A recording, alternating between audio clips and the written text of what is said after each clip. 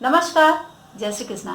आज हम आपको बताने जा रहे हैं कि यदि आपका सिंह लग्न है तो आपका मई का महीना कैसा गुजरने वाला है। तो सबसे पहले देख लें कि आपके जन्म पत्री में यदि प्रथम भाव में 5 नंबर विद्यमान है तो आपका लग्न सिंह है और सिंह लग्न का जो स्वामी होता है वह सूर्य होता है। अभी 26 अक्टूबर 2017 से लेकर 24 जनवरी 2020 तक सिंह लगन वाले जातकों के जीवन में बहुत ही उतार चढ़ाव देखना पड़ा है, लेकिन अभी स्थिति से उबर चुके हैं। लेकिन ये जो पूरा विश्व है वो मंदी की दौर से गुजर रहा है, तो हम धन के परिप्रेक्ष्य में, शिक्षा के परिप्रेक्ष्य में ज़्यादा कुछ नॉर्मल सी स्थिति देखकर आप इसका विचार करिए, क्योंकि ये विश्व मंदी का दौर चल रहा है और विश्व में आपदा आई है। अब हम चलते हैं कि किस तरह से सिंह लगन वाले जातकों के जीवन में प्रभाव डालता है। सूर्य बहुत ही प्रभावयुक्त ग्रह है और आपका लग्नेश है। ऐसे लोग जो होते हैं वह बहुत ही नियमों के अनुसार अपने जीवन में आगे बढ़ते हैं, नियमित होते हैं। लेकिन दो तरह का व्यक्तित्व इनके जीवन में पाया जाता है, एक कठोर व्यक्तित्व और एक नरम व्यक्तित्व। कठोर व्यक्तित्व यानी उच्चस्थ सूर्य या फिर उत्तरायण सूर्य यदि आपके जन्म पत्री में विद्यमान है तो आपका जो व्यक्तित्व होगा वह कठोर होगा। लेकिन अगर नीचस्थ सूर्य या फिर दक्षिणायन सूर्य आपके जन्म पत्री में विद्यमान है तो आपका जो व्यक्तित्व है वह नरम स्वभाव का होगा। ठीक है। 25 से लेकर 35 वर्ष तक सिंह लगन वाले जो लोग होते हैं भाग्यवान करते हैं। सिंह लगन वाले प्यार के मामले में बहुत ही विश्वसनीय होते हैं और अक्सर इनके जीवन में द्वंद्वात्मक जीवन वैवाहिक इनका रहता है। अब हम आगे बढ़ते हैं और देखते हैं कि सिंह लगन वाले जो भी जातक हैं उनके लिए कौन सा ग्रह शुभ है और कौन सा ग्रह अशुभ है। इसी के विषय की जानकारी सबसे पहले लेकर और हम आगे बढ़ते हैं फलादेश की तरफ। तो बृहस्पति और मंगल इस लग्न के लिए बहुत ही शुभ होता है। सूर्य लग्नेश है तो सामान्य स्थिति होती है। शनि, शुक्र और बुध, ये तीन ग्रह इनके लिए अशुभ स्थिति में होते हैं। और अब सबसे पहले हम आपको बताते हैं कि यदि आपके लग्न का स्वामी, क्योंकि लग्न ही सबसे ज्यादा मजबूत होना चाहिए और वैसे भी ये जो कोरोना का दौर चल रहा है इसमें आपका लग्न अगर मजबूत नहीं है तो आप इस आपदा को झेल नहीं पाएंगे। ठीक है। तो स्वास्थ्य के परिप्रेक्ष्य से, भाग्य के परिप्रेक्ष्य और व्यक्तित्व के परिप्रेक्ष्य से सबसे जरूरी होता है कि आपका लग्नेश मई के महीने में कहाँ संचरण कर रहा है। सूर्य की स्थिति उच्चस्थ सूर्य 14 मई तक मेष राशि में विद्यमान होगा और बुध के साथ यह संचरण करेगा। तो 14 मई के बाद सूर्य वृष राशि में जाएगा और शुक्र के साथ सूर्य और शुक्र की स्थिति यहाँ पर बनेगी। ठीक है। तो जब अब चूंकि सूर्य जो है वो आपका लग्नेश है, तो लग्नेश जब भी नवम भाव में गोचर करेगा तो हो सकता है विदेश यात्रा की संभावना बन जाए आपकी। लेकिन आपको हम इस विषय की जानकारी दे दें कि कम संभावनाएं हैं, क्योंकि इस समय जो पूरा विश्व लॉकडाउन में चल रहा है तो व्यवसाय आपका अच्छा होगा। लेकिन आपको अपने पुत्र के प्रति थोड़ी सी या फिर भाई के प्रति थोड़ी सी सावधानी बरतनी होगी उनके स्वास्थ्य को लेकर। ठीक है। खर्चे ज्यादा होंगे, मन थोड़ा सा अस्वस्थ होगा और भाग्योदय की आशा यहाँ पर बन सकती है और हाथ में एक मंदी के दौर से गुजरते हुए भी हाथ में आपके पैसे रहेंगे। फिर 14 मई से जब सूर्य संचरण करेगा और शुक्र के साथ बुध के साथ यहाँ पर दसम भाव में संचरण करेगा, आपका लग्नेश सूर्य दसम भाव में शुभ होता है, लेकिन आपको थोड़ा सा नुकसान के लिए भटकना पड़ सकता है। इस तरह की स्थिति बन सकती है। अगर कोई नुकसान हो गया है तो उसको लेकर आपको थोड़ी सी चिंता हो सकती है और सूर्य दसम भाव में बैठकर तरक्की करा सकता है। लेकिन अगर कोई महिला अधिकारी है या महिलाओं से आपको यहाँ पर सावधान रहने की जरूरत है। कलंक के चांसेस बन रहे हैं 14 मई से लेकर महीने के अंत तक, अगले महीने जून तक, 14-15 जून तक। ठीक है। तो ये स्थिति आपको बहुत संभाल कर चलना होगा और आप अपनी बुद्धि का सबसे ज्यादा प्रयोग करें, जिसको हम कहते हैं अच्छी बुद्धि अगर आपकी है तो वह शुभ फल आपको प्रदान करेगा। पिता से कुछ झगड़े के चांसेस बन जाएंगे। ठीक है। और व्यवसाय आपका रह के अप एंड डाउन, थोड़ी सी हानि की तरफ और लाभ की तरफ आपको देखने के लिए मिलेगी।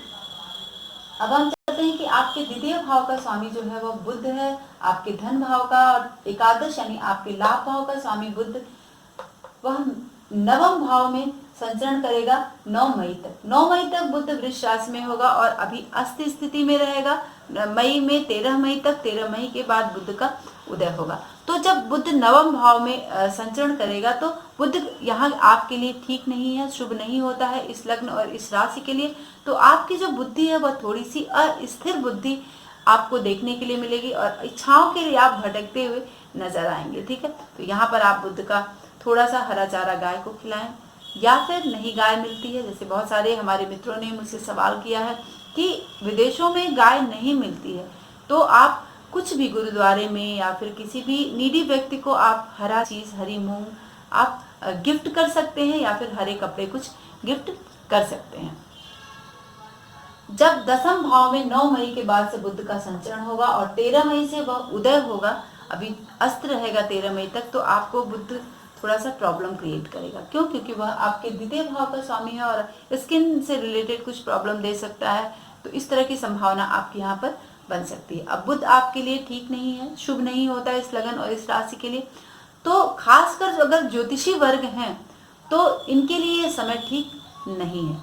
क्यों? क्योंकि बुध की स्थिति यहाँ पर आपको 13 मई तक तो पॉजिटिव नहीं है, बट शुक्र और बुध एक साथ वृष राशि में यहाँ पर संचरण करेंगे। तो यहाँ पर भी सूर्य थोड़ा सा शुभ, 50% आपको सूर्य शुभ देगा और 50% यहाँ पर अशुभ स्थिति बनाएगा।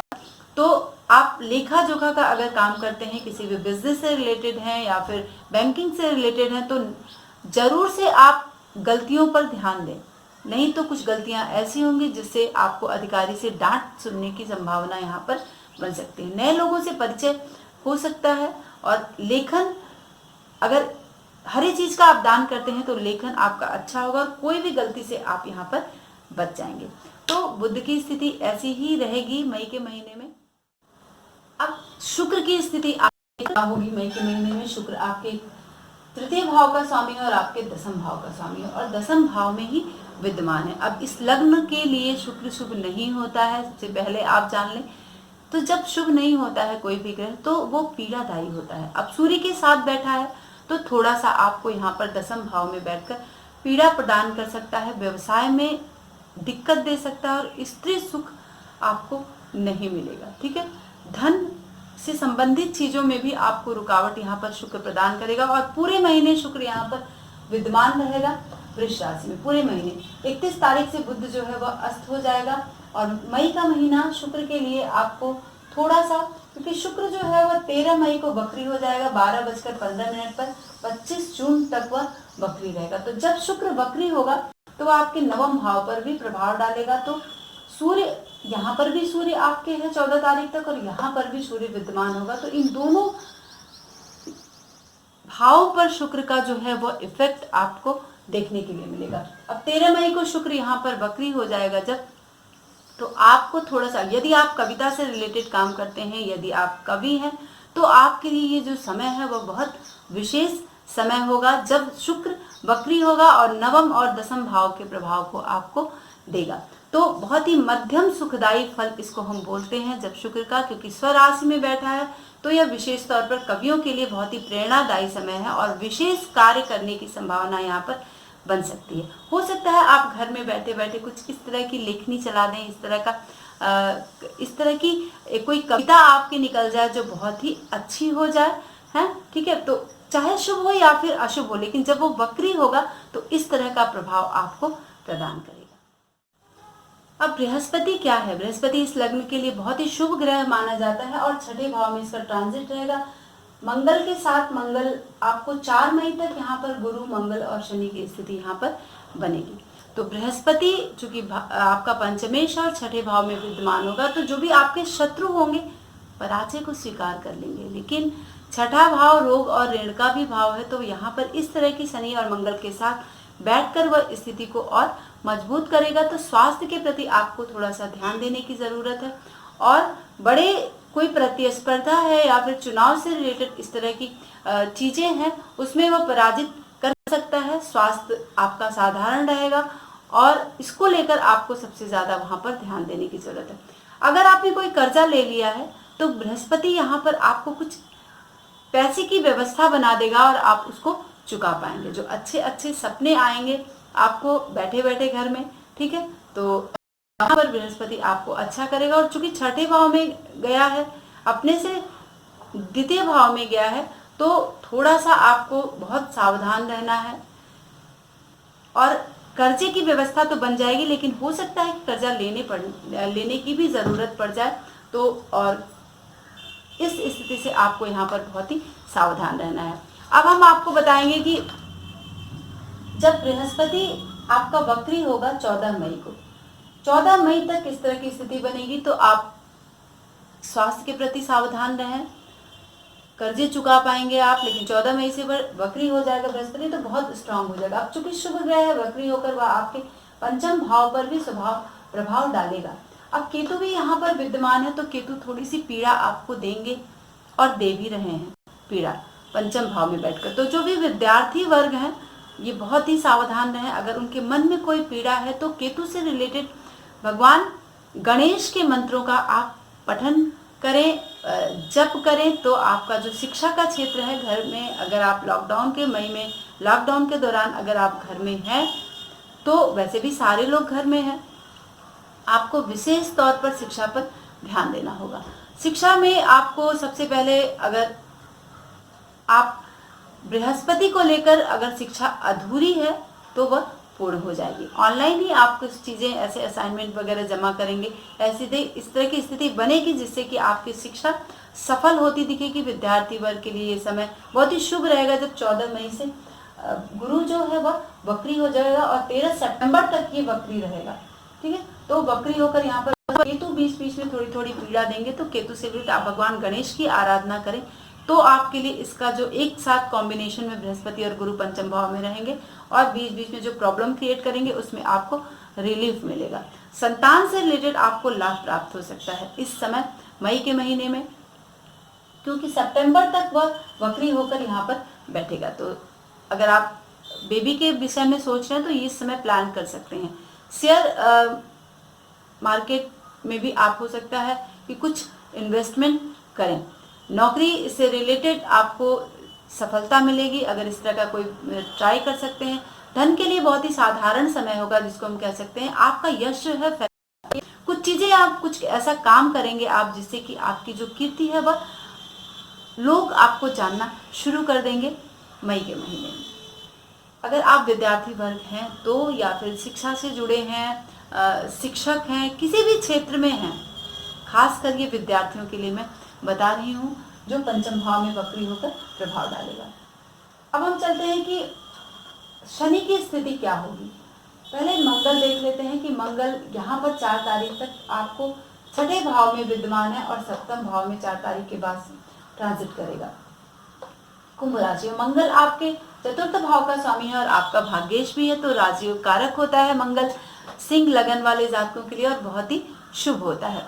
मंगल की स्थिति बहुत ही अच्छी होगी, व्यापार के से रिलेटेड वह आपको अच्छा करेगा और शत्रुओं के विषय में आपको बहुत ही शुभ यहाँ पर कर सकता है। व्यवसाय के लिए हो सकता है कि आप प्रवास की स्थिति बन जाए, आपको घर से दूर जाने की स्थिति बन जाए और सफलता थोड़े से प्रयास के बाद ही आपको, जिसको कहते हैं कष्ट देगा आपको। व्यवसाय में प्रवास की स्थिति बन सकती है, लेकिन उसमें आपको थोड़ा सा कष्ट मिल सकता है। रिश्वत देकर अदालती जो काम है उसको जल्दी जल्दी से सही करवा लें और तब आपके लिए बहुत ही ये समय जो है फेवर वाला है। 4 मई तक अगर आप कर सकते हैं तो करें, नहीं तो फिर 11 चूँकि कुंभ 11 नंबर की राशि में संचरण कर जाएगा कुंभ राशि में, और पूरे महीने मंगल की स्थिति 45 दिन लगभग एक राशि में रहता है, तो यह कुंभ राशि में संचरण करेगा। तो सप्तम भाव के प्रभाव को आपको मंगल यहाँ पर प्रदान करेगा। अब चूंकि केंद्र में बैठकर का स्वामी केंद्र में बैठकर लग्न को आपके देखेगा, तो ये स्थिति आपके लिए बहुत ही अच्छी होगी। व्यवसाय से रिलेटेड शेयर में पैसा लगा सकते हैं, बहुत ही लॉन्ग टर्म के लिए बहुत ही अच्छा होगा। शेयर, सट्टा, लॉटरी, इन सब चीज़ों में आपको यहाँ पर फायदा हो जाएगा अगर आप पैसा लगाते हैं। अदालती निर्णय जो है आपके बहुत ही अच्छा समय है, फटाफट डिसीजन ले लें। मंगल की स्थिति 45 दिन की यहाँ पर बहुत अच्छी है। वरिष्ठों से आपका संपर्क बढ़ेगा और उनका फेवर आपको यहाँ पर मिलेगा, लेकिन थोड़ी सी अनबन की भी स्थिति बनने के बाद आपको यहाँ पर सफलता दिलाएगा और लोग आपसे प्रभावित होंगे। खासकर जो वरिष्ठ अधिकारी हैं, वरिष्ठ लोग हैं, वो आपसे प्रभावित हो गए। तबादले तो रुक जाएंगे आपके, तबादला अगर होना है तो ये 45 दिन मंगल यहाँ पर रोक देगा।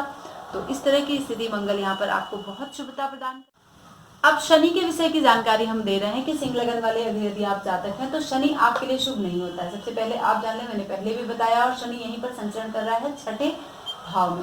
शनि 11 मई से वक्री हो जाएगा और 29 सितंबर तक यहाँ पर वक्री रहने वाला है। तो जब शनि वक्री होगा ट्रांजिट से तो बहुत स्ट्रांग स्थिति हो जाती है।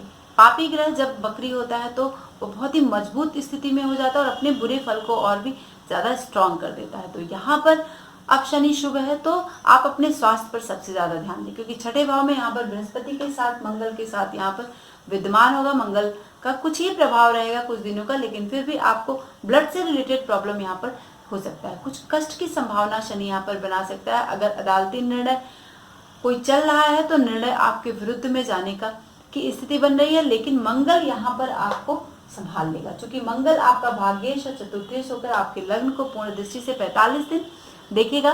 तो आप शनि का उपाय कर लें, जरूर से शनि का उपाय करें, शनि के चीजों का दान करें, शनि के मंत्र का जाप करें या फिर महामृत्युंजय का मंत्र जरूर आप करें तो आपको शनि लाभ करेगा। हनुमान चालीसा का भी पाठ आप कर सकते हैं। इजी वे में घर में बैठकर आप हनुमान चालीसा कर सकते हैं। महामृत्युंजय का जाप जरूर करें, क्योंकि यह सप्तम और छठे भाव का स्वामी है, मार्केश भी है और छठे भाव में वक्री हो जाएगा 11 मई से। तो बहुत स्ट्रांग स्थिति हो जाएगी। तो आपके लिए शनि क्या करेगा? कारावास योग है आपकी जन्म पृथ्वी में, तो एन केन प्रकारेण वह कारा योग बनाने की संभावना शनि बना देगा। तरक्की जो है वह आपकी मिलेगी, लेकिन आपको बार बार तबादले जैसी स्थिति बनेगी, एक जगह से दूसरी जगह, दूसरी जगह से तीसरी जगह।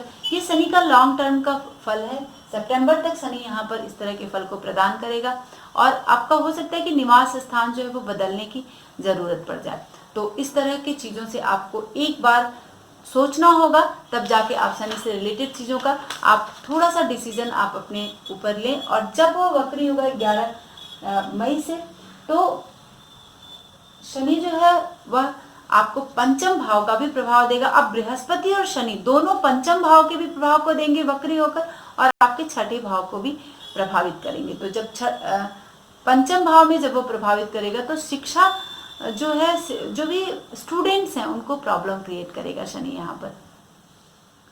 उनको कुछ बेइज्जती की संभावना बन सकती है। हो सकता है कुछ इस तरह के काम वो करें जिससे उनका जो इज्जत है वो इफेक्ट करे। ठीक है, तो संतान पक्ष के भी प्रति सावधानी रखें। अब मंगल यहाँ पर पॉजिटिव बहुत दे रहा है, बृहस्पति बहुत पॉजिटिव दे रहा है, लेकिन बीच बीच में शनि का जो षड्यंत्र है वह आपको यहाँ पर परेशान करेगा। तो सबसे मेनली आपको शनि का उपाय करना है और जो आप स्वयं की आपकी बीमारी है, स्वयं का जो स्वास्थ्य है वो मैटर कर सकता है।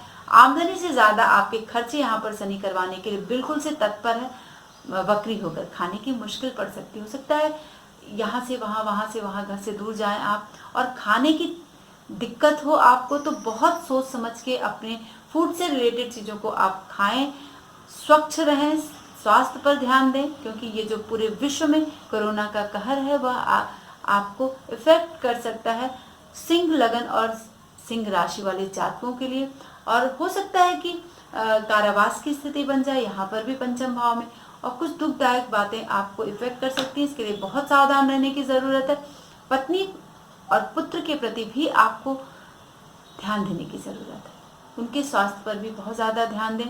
और सट्टे लॉटरी में यदि आप पैसा लगाते हैं, यहाँ पर आपको मंगल यहाँ पर लाभ करवाएगा, लेकिन शनि के लिए आपको थोड़ा सा विचार करना होगा, थोड़ा सा रुकना होगा कि आप कितना पैसा इन्वेस्ट करते हैं और कहाँ आप इन्वेस्ट करते हैं। ठीक है, तो शनि का उपाय करें पूरे महीने, महामृत्युंजय का जाप करें, तो आपका स्वास्थ्य, हेल्थ एंड वेल्थ दोनों ही पॉजिटिव होगा। तो चलते हैं। अच्छा हाँ, राहु के विषय में आपको बता दें, राहु एकादश भाव में यहाँ पर आपको लाभान्वित कर रहा है। पूरे महीने सितंबर तक राहु यहाँ रहेगा और राहु के तो हमेशा वक्री होते हैं, तो राहु की पॉजिटिव स्थिति सिंह लगन वाले जातकों के लिए देखने को मिलेगी। तो फिर अब सूर्य यहाँ पर उच्च का रहेगा 14 तारीख को। ठीक, बुधादित्य योग का निर्माण हो रहा है, लेकिन नहीं, बुध यहाँ पर अस्त है। बहुत सारे लोगों ने मुझसे सवाल पूछा है, व्हाट्सएप भी किया है कि बुध का बुधादित्य योग मई में बनेगा, लेकिन नहीं, बुध 13 मई के बाद से उसका उदय होगा बुध का, तब जाके 13 मई तक आपको विद्यादित्य योग का फल यहाँ पर नहीं मिलने वाला है।